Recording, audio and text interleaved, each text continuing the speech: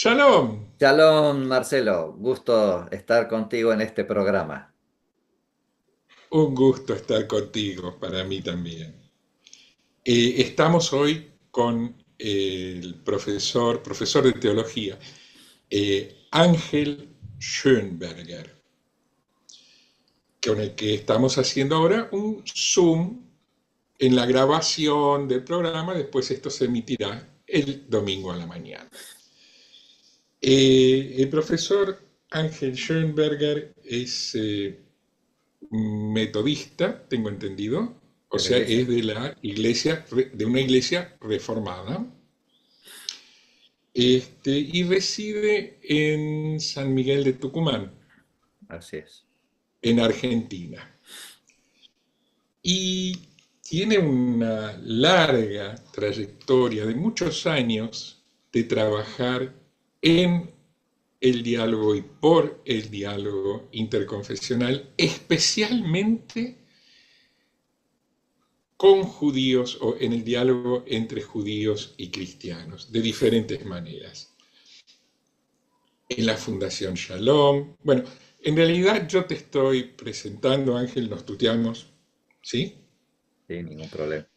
Pero por ahí quieras contarnos vos un poco algo de cómo fue tu acercamiento al diálogo, cómo arrancaste y cuáles son tus vínculos con, no sé si decir la colectividad judía, pero por lo menos con gente judía con la que trabajás en el diálogo. Muy bien. Te voy a empezar un poquito con un poquito de historia por ahí. Si por ahí ves que es pesado, me interrumpes haciendo alguna pregunta específica dentro de eso para cortar un poco. Pero ¿Cómo no? para mí es importante contar un poco toda la trayectoria porque para mí fueron distintas etapas de aprendizaje del diálogo, ¿no? La primera fue cuando empecé como director del seminario en que yo trabajaba, en ese momento un seminario bautista. Fui, digamos, como institución, tenía que participar del diálogo con profesores de otras denominaciones protestantes. Y para mí ese fue la primera apertura a encontrarme con otros que piensan distinto. Y ahí encontré ya una clave para este diálogo, que era el objetivo. Éramos docentes. Entonces nuestra intención de encontrarnos para dialogar era la enseñanza y en todas sus facetas, ¿no? Hasta de hablar de la biblioteca, o sea, de cómo ir alimentando el arsenal de libros y de obras necesarias para el estudio teológico, la pedagogía en sí misma, es decir, elementos que nos unen como seres humanos y más allá de lo que creemos. Ese fue el primer aprendizaje. Y el segundo que va inmediatamente pegado a esto es ese bajar barreras de prejuicios que uno tiene, pues los tenemos, todos tenemos los prejuicios que se nos han metido filtrados por algún lado, no sé por dónde, si por la misma familia, por la gente de la iglesia, por quien sea, que ya tenemos una idea, aquel cree esto, aquel piensa así, aquel, depende del grupo que sea, y empezamos a tener esos encuentros humanos, que a mí, y yo voy a perdonar que voy a insistir en ese aspecto, porque para mí es vital para el diálogo. El encontrarme con el otro como ser humano, como tal, con sus necesidades que las tenemos todas, de comer, de la salud, de la Sí, sí. familia, ¿no? De las cosas Los días que... pasados escuché, por ejemplo, perdón que te Sí, interrumpa, sí, pero bueno, sí, vamos así está conversando. bien para hacer un diálogo, sí, sí. Claro. Días pasados escuché a la sí, profesora doctora Andrea De Vita en una charla que dio en el espacio Shalom, que compartimos, dicho sea de Exactamente. paso, cuento al público de la radio, compartimos un trabajo en conjunto en la Fundación Shalom, y se presentó allí la doctora De Vita el martes pasado, y ella decía que sin convivencia no hay transformación, ¿no? Exactamente. Perdón la interrupción, pero Y, es eso lo que y ella creo. hizo cita de varios teólogos o personas que han colaborado para cimentar el Segundo Concilio Vaticano. Y hay uno que a mí me afectó personalmente, un sacerdote, que él decía que el diálogo, él hablaba en ese momento del diálogo ecuménico, pero en realidad para mí ecuménico es ecumene, todo el mundo, o sea, el diálogo con todo el mundo, de todo, en el fondo es ecuménico lo que hacemos siempre, aunque sea interreligioso. Este, y él decía, el diálogo ecuménico es la conversión a algo mucho más profundo, decía él. Y a mí también yo hice ¿De quién es esa frase? eh, Congar se llama, no me acuerdo el nombre ahora. El Congar, nunca lo pronuncio bien porque es francés, así que no sé cómo se pronuncia.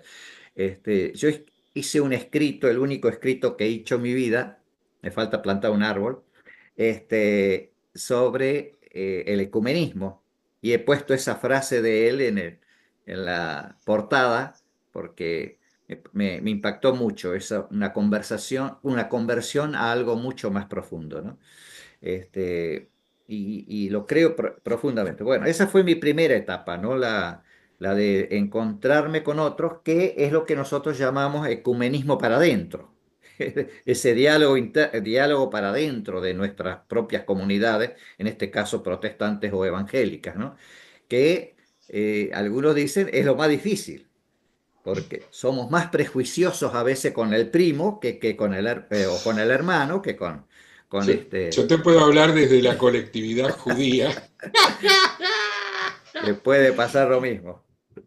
En todos Y lados creo se que cuecen sí, por habas. lo menos en mi experiencia, es más fácil encontrar como ser humano puntos en común, puntos incluso de reflexión, puntos de vista en común con alguien de otra comunidad de fe que a veces con la gente de mi propia Grey.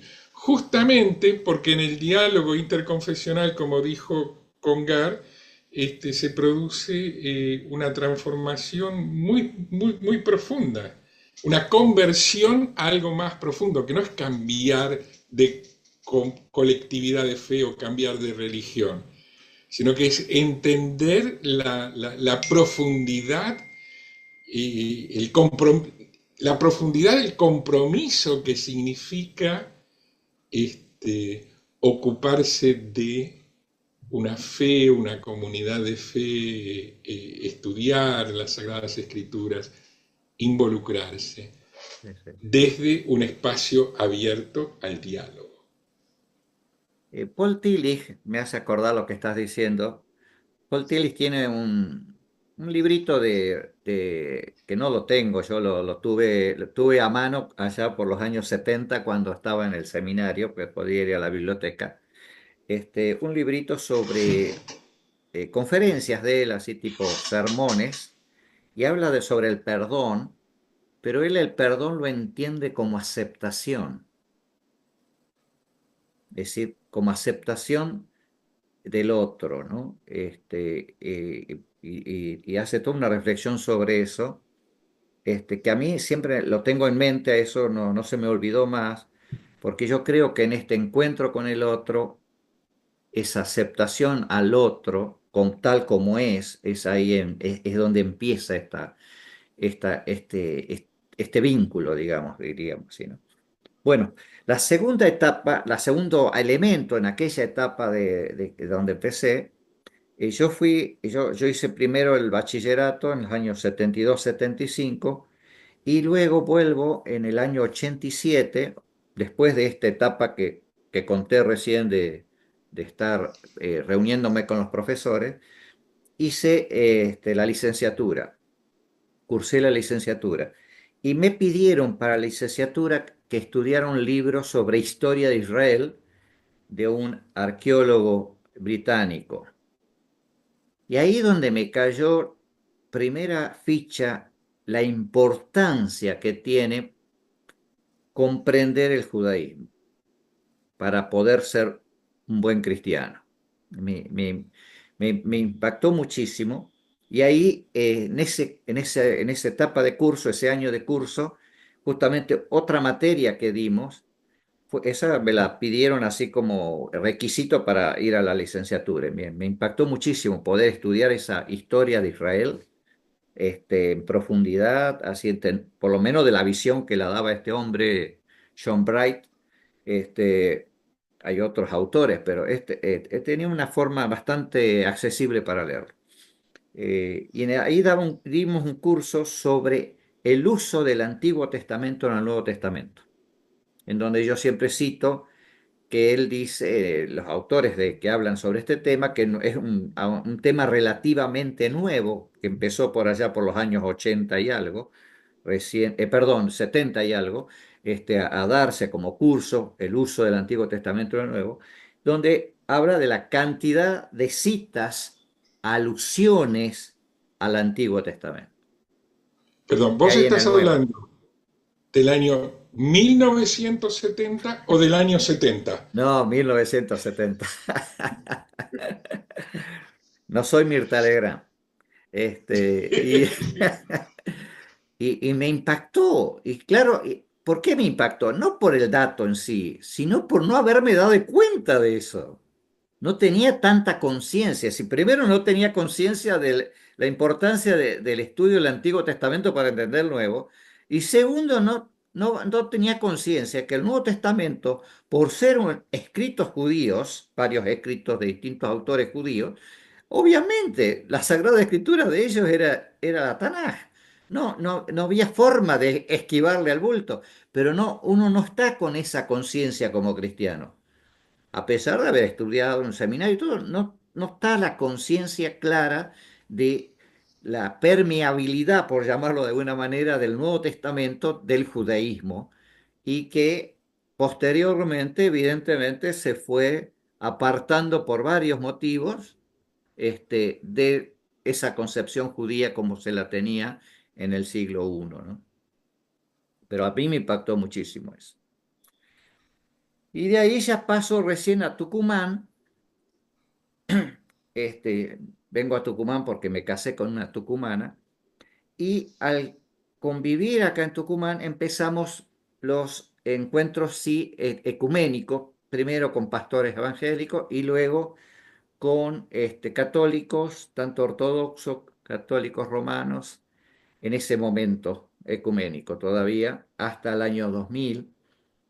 Y cuando vuelvo de Estados Unidos, que volví en el año 2009, me encuentro que ya estaba funcionando un diálogo interreligioso que lo comenzaron los hermanos Feller. Este, que ellos no saben la fecha exacta, pero es por el 2000, 2001, después que yo me fui a Estados Unidos, por ahí habían comenzado esos encuentros, con los mismos focolares también y otros católicos. Fue un encuentro muy, muy fuerte que hicieron, y que empezaron a incluir, costó mucho incluir a musulmanes porque no querían estar. Y lamentablemente la persona que llegó del mundo musulmán fallece con un infarto masivo impresionante, una persona de 50 y pico de años. Y nos quedamos sin esa persona que era excepcional Claro, sin como para el diálogo, el ¿no? referente, Sí, sí, que es muy difícil sustituir, reemplazar exactamente. un referente, porque es todo un trabajo artesanal el de ir construyendo la confianza a través de muchas cosas que van sucediendo y se van compartiendo, y si esa persona no llega a delegar en otro o a formar a otro para que continúe su labor, se pierde el referente y queda medio trunca la cosa, Claro. ¿no? Y ahí sucedió lo que comenté el martes, de la apertura de la casa de los Feller para este diálogo, que lo hicieron, como digo, desde allá por el año 2000, 2001, abriendo su casa para darnos una cena todos los últimos jueves del mes, que comenzó con un grupo, me imagino, chico, de 7, 10 personas, y llegó un momento en el año 2014 que ya éramos 35 y no entrábamos en el living de su casa, que era living comedor de ellos, no entrábamos. ya tuvo que abrir la ventana hacia, hacia el balcón para poder entrar. Entonces ahí decidimos irnos de su casa y empezar a encontrarnos en otro espacio más amplio. Pero fue negativo porque el grupo se empezó a achicar. Ahí era el corazón, era ese corazón abierto de esos hermanos a recibirnos y yo siempre digo, aunque a Raúl le molesta un poco, pero la comida al ser humano nos atrae. Donde hay comida en todas las culturas es un elemento de nucleador, ¿no? Y él abrió esa puerta con una cena, era cena que nos daba todos los últimos jueves del mes por años. Y para mí fue muy impactante eso. Así que fue el elemento aglutinador para el diálogo judeo-cristiano y interreligioso en general, pero más fue judeo-cristiano en términos generales porque éramos los dos grupos más grandes en ese lugar. Y luego, s- paralelamente a ese diálogo interreligioso, también en otro día de la semana, Raúl y Joel abrían su casa para el diálogo judeo-cristiano, para un grupito más chico. Así empezó allá por esa 2014, no antes, puede ser 12, 13, 14. Yo no fui al principio porque no sabía. Cuando me entero, empecé a ir y después Joel al fallecer el padre, ya se fue a Israel, así que ya lo hacíamos por Skype para estar con él, por Skype, una pantalla gigante que tenía ya en la oficina de Raúl, ahí en la inmobiliaria. Y hasta que llegó la pandemia que hizo que nos reunamos a través de Zoom, ¿no? Y ahí yo me acoplé de nuevo porque ya había dejado de asistir, me acoplé en el año 22 de nuevo, que la verdad que yo siento personalmente que vamos creciendo muchísimo. No tanto en número, pero sí, yo miro mi lista de contactos y tenemos 279 personas con nombre, porque hay otros que hemos perdido los contactos porque no se han anotado, cosas por el estilo, pero 279 personas que han estado participando con nosotros en distintos momentos, de los cuales hay un grupito de 30 que son los más asiduos, ¿no? Y se van turnando de acuerdo a sus compromisos, ¿no? Pero hemos crecido y vamos manteniendo un diálogo para mí cada vez más rico, más este, eh, franco, más abierto, más sincero. Por lo menos siento eso.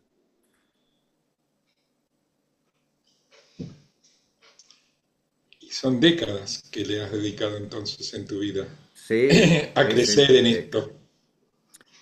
Y, y creo, como con esa frase de Congar, que creo que es lo que vale la pena, es decir, esta apertura humana a aceptar que los otros seres humanos pueden sentir su espiritualidad de otra manera. No tiene que ser como la he creído yo, me la han inculcado a mí. Hay otras maneras que me pueden o no gustar, pero tengo que, lo que hablábamos al martes, tratar de entender a esa otra persona y aceptarla como es. En la tradición judía hay un concepto fundamental que es el de la libertad del individuo, una libertad limitada, moderada, no absoluta. Pero bueno, hemos sido hechos, hemos sido creados por nuestro creador a su imagen y semejanza fundamentalmente en eso, en que somos libres para poder crear con amor. Y, y esa idea de la libertad no es un invento del pueblo judío, no es una cosa exclusiva del pueblo judío, de ningún modo. Pero esta idea teológica, para no hablar de una teología judía que Suena raro, te aclaro,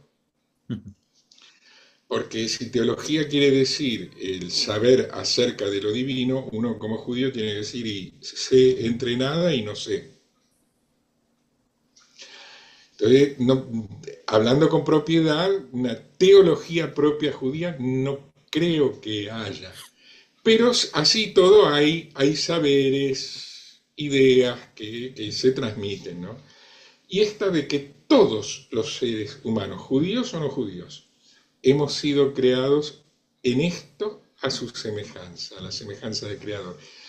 Y que cualquier ser humano, aunque venga de otra eh, comunidad de fe o no, de una no fe, también ha sido creado en esto a su semejanza. Y que por lo tanto puede haber gente con el don de la profecía que vengan de otra comunidad de fe. Gente que son maestros y guías espirituales para la humanidad y también para uno. Pueden venir de otra religión. Por supuesto que eso entra en tensión con, bueno, cómo se sostiene entonces una identidad sin dispersarse, sin diluirse, y es un problema que hay que trabajarlo ese, ¿no? Pero en la colectividad judía hay muchísimas, y más después de que Napoleón abriera los guetos, los shtetls, y dijera, no, los judíos si quieren pueden ser ciudadanos franceses de religión judía, e inventó eso de la identidad judía como una identidad religiosa, cuando antes no lo era una identidad que incluía tal vez alguna religión, alguna práctica religiosa. Entonces, bueno, si se hace pasar la identidad judía por la religión, es problemático porque yo te digo, yo como judío, por ejemplo, leo algunas cosas del magisterio de Jesús y digo, es un maestro. No estoy de acuerdo con todo, pero en algunas cosas me ilumina. Esto no quiere decir que suscriba una teoría de que una doctrina y la defienda dogmáticamente, no es una conversión a otra religión.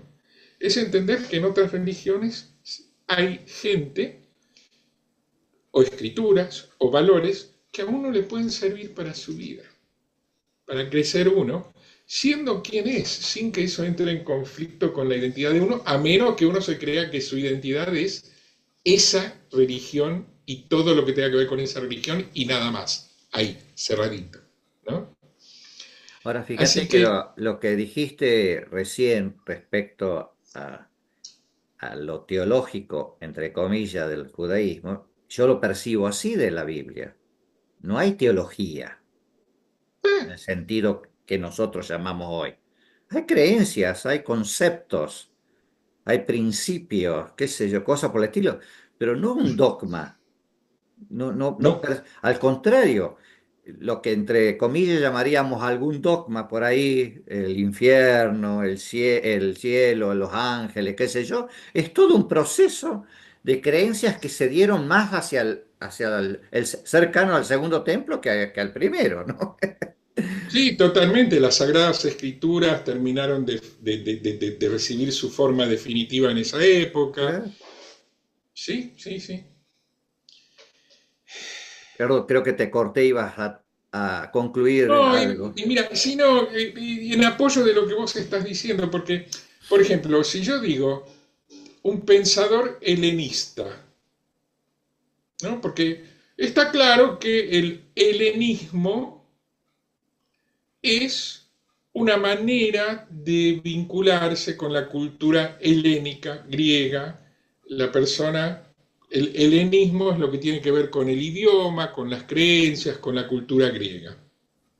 No es una religión, aunque dentro del helenismo hubo cultos de diferentes deidades. Ahora, si Exacto. yo digo judaísmo, ¿por qué tiene que ser una religión? Eh, ¿Por qué no puede ser como helenismo, que se formaron más o menos en la misma época los dos vocablos, o los dos conceptos por lo menos? ¿Por qué el judaísmo no puede ser entendido simplemente como eso que hacen los que tienen una identidad judía? y que tiene que ver o con el manejo de un idioma o con el manejo de ciertos valores culturales o con ciertas creencias respecto a lo metafísico también propias del pueblo judío, ¿sí? ¿no? Pero Una no es una cosmovisión de la religión. historia, Exactamente. Que incluye, sí, creer que hay un sentido de la historia, exactamente. que vamos hacia algo, aunque no sepamos muy bien hacia dónde, a menudo, ¿no? Pero que no vamos al tuntún, sino que vamos porque estamos yendo, porque damos los pasos. Y tenemos que tener cuidado de dar el paso en la dirección correcta y no desviarnos del camino, aunque no sepamos cuál es. Y bueno, y todo eso es la matriz judaica de los valores y los conceptos con los que se manejaba el intercambio entre Jesús y sus discípulos. Exactamente. Entonces, si se enseña el desprecio a los judíos y se reniega de la judeidad, identidad judía, no judaísmo, judeidad diría en castellano, es el judaísmo, pero digámoslo, cambiemos la palabrita para que se entienda. Si no se resalta la judeidad del magisterio de Jesús, no solo de su persona, que tenía que ver con todas estas concepciones, ideas propias del judaísmo, no como práctica religiosa o no exclusivamente eso. Sino como un estilo de Yo no vida. sé, se entiende otra cosa, que es muy válido que se entienda lo que se entienda y está todo bien y puede ser la base de las creencias de alguien y que ojalá que le ayuden y le hagan bien y no tengo por qué dudarlo. Pero en realidad para un cristiano creo que podría ser interesante de poner el desprecio contra los judíos en serio, como para interiorizarse de qué entendieron los primeros discípulos de Jesús, los que estaban ahí, los que lo conocieron presencialmente. ¿Qué se daba por sobreentendido y ni siquiera se decía? Exactamente. Mientras alguien iba tomando nota y después de eso salieron los evangelios. ¿No? Y de concepto, por ejemplo, el Nuevo Testamento no habla mucho del tema del jubileo, no lo menciona, pero está de trasfondo. Eso, por ejemplo, hay autores cristianos que dijeron, no, no, pero eso está, a pesar de que no está la palabra, pero está el concepto por detrás. Y es lo que son las cosas que no hemos visto, ¿no? Que nos hemos ido perdiendo simplemente porque no está escrito, pero por eso decía, cuando vemos que Y está todas incluido el las, Nuevo Testamento de la Tanaj, entonces no puede no estar. y todas las ideas relativas a, voy a usar una palabra que en Argentina tiene otras connotaciones, se asimila a un partido político, pero bueno, todas las ideas relativas a la justicia social, en un sentido amplio del término, no Sí, hago referencia a un partido político, ¿no? Con el tratamiento al extranjero, los derechos hasta de los esclavos, derechos humanos fundamentales. exactamente. Eso es de una riqueza, de un pensamiento que viene desde Deuteronomio o viene desde antes y Plasma en se Deuteronomio. cuaja, claro, y se plantea por escrito. Estuvo escrito antes por ahí también, pero nos llega a través de Deuteronomio como fuente más antigua, pero sigue presente hoy. Si viajás a Israel, vos viajaste a Israel. ¿Viste lo que Exactamente. es la integración? Yo una de las cosas que vi en Israel, por ejemplo, ahora lo estoy viendo acá, es que en los bares, en los restaurantes, atienden chicos con síndrome de Down, con trastorno del espectro autista, pero como la cosa más normal Natural, del natural. mundo. Es Exactamente. un ser humano, puede trabajar, hay que darle la posibilidad de que trabaje porque eso lo dignifica como ser humano. No es explotarlo porque es una persona que por ahí es más fácil explotarla porque no puede defenderse. No, es darle la posibilidad de que se dignifique ganándose el pan con su trabajo, aunque haya que gastar unos pesos en alguien que supervise, que ayude, para que pueda hacerlo. Esa es una ética. No hay semáforo que no tenga un timbre para los ciegos. No Exact- hay, exactamente. no hay. Yo no ¿No? vi. Y la convivencia judeo-árabe que hay, yo no lo puedo Sí, distinguir.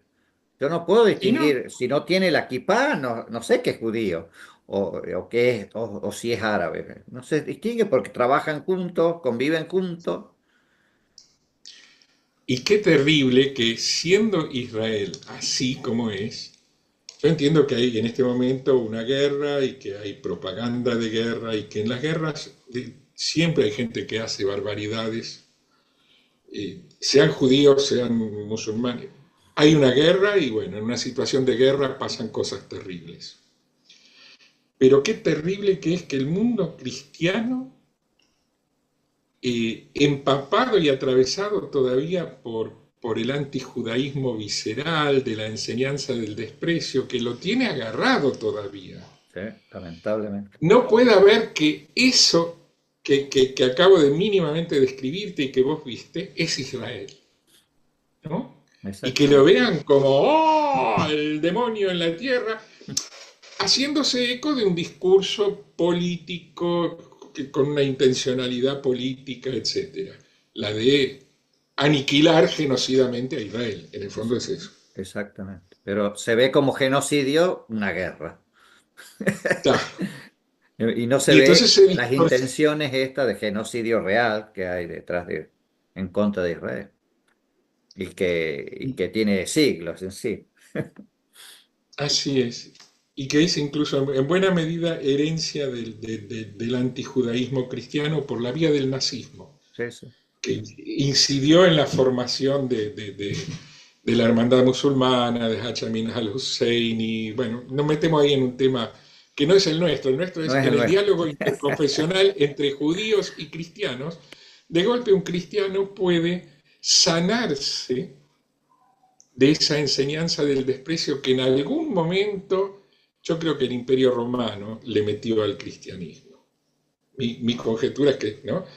Puede sacarse ese pecado de origen, casi, porque es desde el año 80, una cosa así, que arranca el proceso de Sí, desjudaizar aquí. Y un cristiano, discípulo de Jesús, del magisterio de Jesús, creyendo en Jesús, que es para el cristiano Dios, puede acercarse al pueblo judío entendiendo que ahí, en ese pueblo, en esos valores, en esa cosmovisión, se originó su religión y que está convocado como parte de Israel a hermanarse con los judíos. Pero es todo un camino que hay que sí. desandar un cristiano terrible. Son muy pocos los cristianos que lo Pero, desandan, ¿eh? pero yo ahí agregaría algo, profundizaría un poco más. Como seres humanos, más allá de ser cristianos o no, pero como seres humanos, eso nos pasa con todos, no solo, es decir, en el caso, yo te he contado personalmente, no he tenido esa educación contra el judaísmo, después hago otra aclaración ahí, pero en este momento hablando de esto, nos pasa todo el tiempo con aquel que es diferente, todo el tiempo, como dije hace un rato, tenemos prejuicios contra las personas, si es pobre, si es negro, si es qué sé yo, no es bien vestido o lo que sea, nos cuesta. Es un trabajo permanente que tenemos porque nuestra mente se mueve a la velocidad de la luz a pensar inmediatamente negativamente a veces de otro por solo la apariencia. Y con lo que dije, los prejuicios que ya tenemos. Si a mí me dice él es tal cosa, de tal religión o de tal partido o de lo que sea, ya inmediatamente mi cerebro acomoda negativa o positivamente de acuerdo a lo que tengo yo adentro. Es un trabajo muy fuerte. Como te decía, respecto al judaísmo, yo no he tenido esa formación negativa, a pesar de venir de los alemanes inclusive, pero como he sido adoptado por una familia criolla argentina, no he tenido ese inconveniente. De chico me han formado teniendo al pueblo de Israel como un modelo, como un ejemplo, a pesar de no haber estudiado el Antiguo Testamento, como comenté hace un rato, adecuadamente, más que las historias, ¿no? de todos los héroes del Antiguo Testamento.